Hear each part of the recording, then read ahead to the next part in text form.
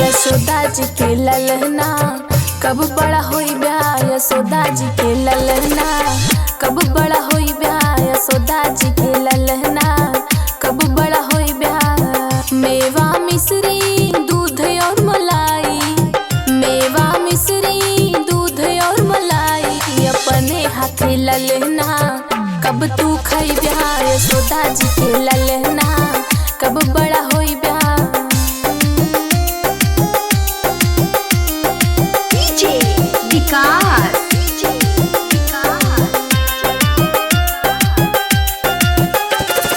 मटियार कला सीतामढ़ी।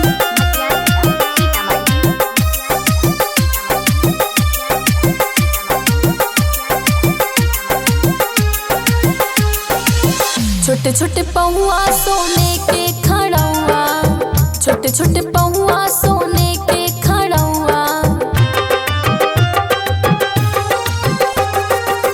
छोटे छोटे पौआ सोने के खड़ौआ, छोटे छोटे पौआ सोने के खड़ौआ। चुटुर पुटुर ललना कब तू चल ब्याह। यशोदा जी के ललना कब बड़ा होई ब्याह। यशोदा जी के ललना कब बड़ा होई ब्याह।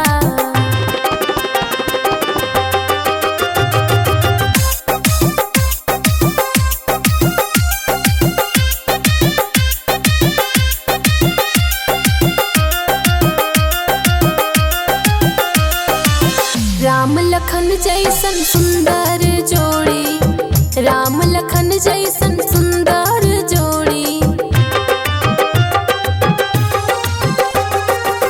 राम लखन जैसन सुंदर जोड़ी, राम लखन जैसन सुंदर जोड़ी। सिया के जैसन दुल्हन कब तू लई ब्याह। यशोदा जी के ललना